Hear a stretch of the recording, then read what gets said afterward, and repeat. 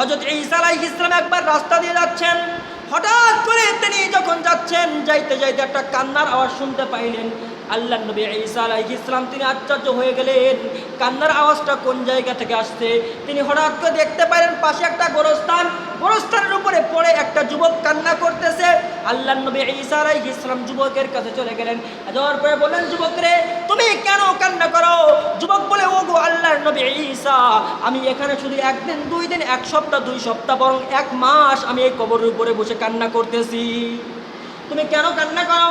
বললো, আমার বিবি মারা গিয়েছে, অনেক মহব্বত আমার স্ত্রীকে করতাম, আমি যত কাজ করতাম আর যাই করি না কেন, রাত্রেবেলায় যখন ঘরে ফিরতাম আমার স্ত্রী ওই টাইম পর্যন্ত খাবার খাইতো না যতক্ষণ আমি খাবার না খাইতাম। আমার স্ত্রী সকালবেলা আমি যত কাজে যাই না কেন, আমি যতক্ষণ তার মুখে খাবার তুলে না দিতাম আমার স্ত্রী খাইতো না, আর আমার স্ত্রী আমার মুখে খাবার তুলে না দিলে আমি খাইতাম না।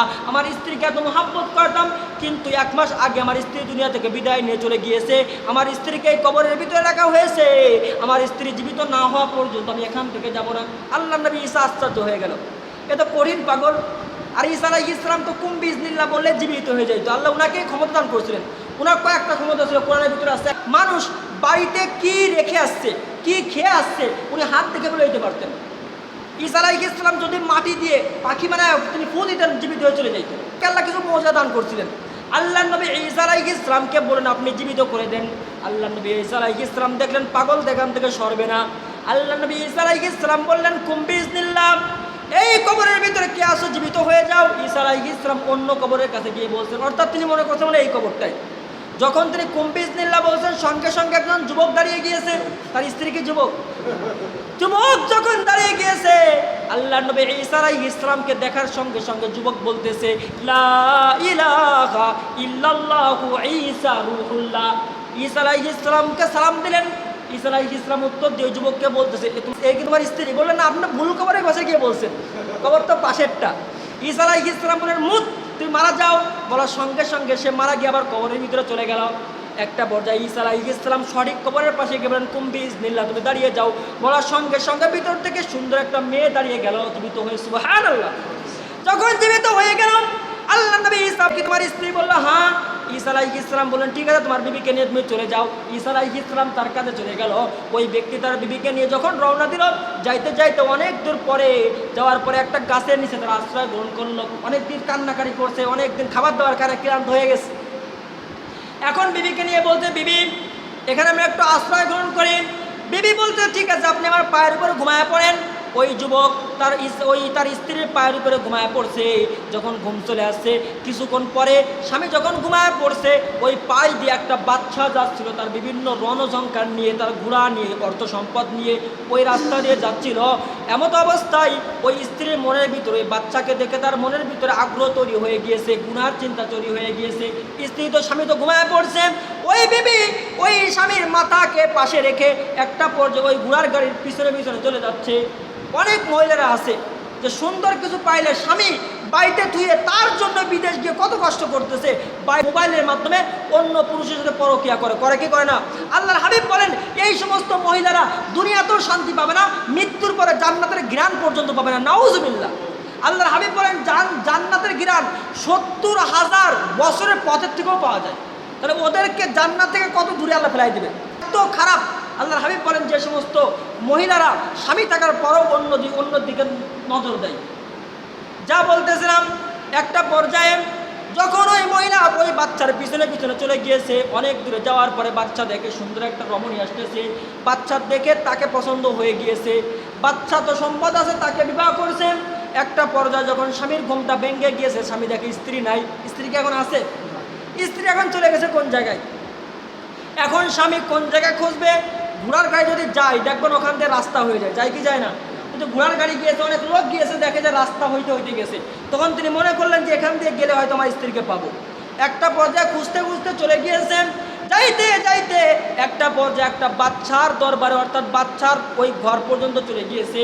যাওয়ার পরে ওখানে খুঁজতে খুঁজতে শুনতে পেয়েছে সুন্দর একটা মহিলাকে বাচ্চা বিবাহ করছে। যখন ঘরের ভিতরে ঢুকছে, ঢুকার পরে দেখে তার যে বিবির জন্য সে 1 মাস কান্না করছে, যে বিবির জন্য খাবার দাবার বর্ণ করছে, যে বিবির কবরের উপরে 1 মাস সে শুয়েছিল, ওই বিবি এখানে আরেকজনের সাথে ঘর করতেছে। নাউজুবিল্লাহ।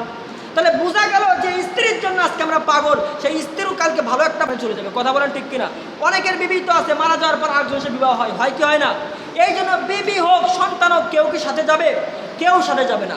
একটা পর্যায়ে যখন সে ওখানে চলে গেল, যাওয়ার পরে ভিতরে গিয়ে বরাবরি করলো, বাচ্চা যে মেয়েকে বিবাহ করছে ওই মেয়ে তো আমার স্ত্রী, সে মারা গিয়েছিল, তার জন্য কান্না করে করে আজকে তাকে জীবিত করলাম। এখন এই জাতীয় কথা যদি কেউ বলে, কেউ মানবে?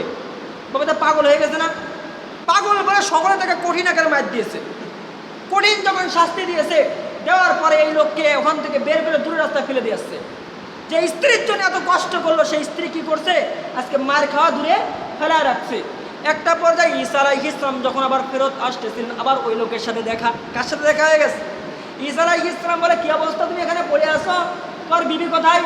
বললো, আল্লাহর নবী ঈসা, দেখ বিবিকে এত মহাব্বত করতাম, যার জন্য খাবার বন্ধ করে দিলাম, যার জন্য ঘুম বন্ধ করে দিলাম, যার জন্য সামাজিকতা বন্ধ করে দিলাম, সকলকে পৃথক রেখে আপনার কাছে বলে আল্লাহ জীবিত করে দিল।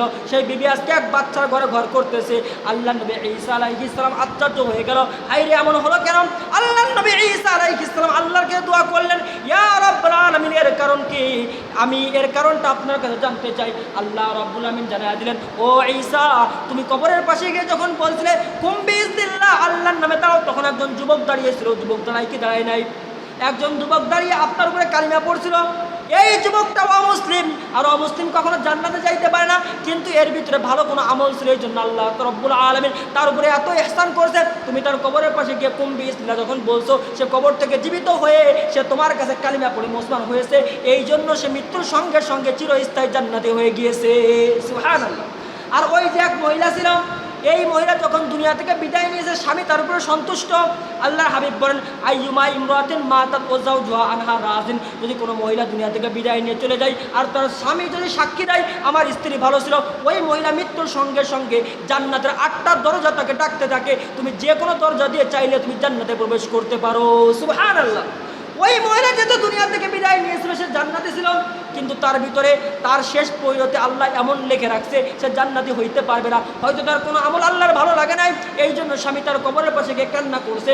ওই মহিলা ওই কবর থেকে জীবিত হয়ে গিয়েছে। হওয়ার পর যখন দুনিয়াতে আসছে, দুনিয়ার চাকচিক্য পড়ে সে গুনাহের ভিতরে পড়ে গিয়েছে। গুনাহের ভিতরে পড়ে এখন স্বামী তার বোন নারাজ হয়ে গিয়েছে। ওই মহিলা এখন জান্নাত থেকে মাহরুম হয়ে গিয়েছে। নাউজুবিল্লাহ। এই জন্য শেষ পরিণতি এটা কে ভালো জানে? আল্লাহ ভালো জানে। এই জন্য কারো অবস্থা নিয়ে কখনো কটূক্তি না করা। একজন নামাজ পড়ে না, হতে পারে শেষ পরিণতি সে নামাজ পড়ে জান্নাতি হয়ে যেতে পারে, পারে কি পারে না? আবার একজন নামাজ পড়তেছে, এই যে দেখছিল একজন এমপি দাঁড়িয়ে ছিল, সারা জীবন দাঁড়িয়ে, কিন্তু যখন পালাই দিয়ে গেছে দাড়ি কালাইছে, গেছে কি যায় নাই? তাহলে তার শেষ পরিণতি কি করছে? আল্লাহ নবীর সুন্নাতে হাত দিয়েছে। নাউজুবিল্লাহ। তাহলে শেষ পরিণতি কে জানে? এই জন্য আল্লাহ হাবিব বলেন, যদি কেউ ইবাদত করে এখানে অহংকার করা যাবে না, যে আমি অনেক নামাজ পড়ি, অনেক রোজা রাখি, অনেক হজ করি, অনেক জাকাত দিই, হতে পারে আমার পরিণাম শেষ কি আছে আল্লাহ ভালো জানে। এই জন্য শুকরিয়া আদায় করতে হবে যে আলহামদুলিল্লাহ আমি 5 ওয়াক্ত নামাজ পড়ি। আর একজনকে আনতে হবে, 3টা একজন নামাজ পড়ে না, তাকে গালি দেওয়া যাবে না, তাকে বুঝাইতে হবে। ঠিক কিনা?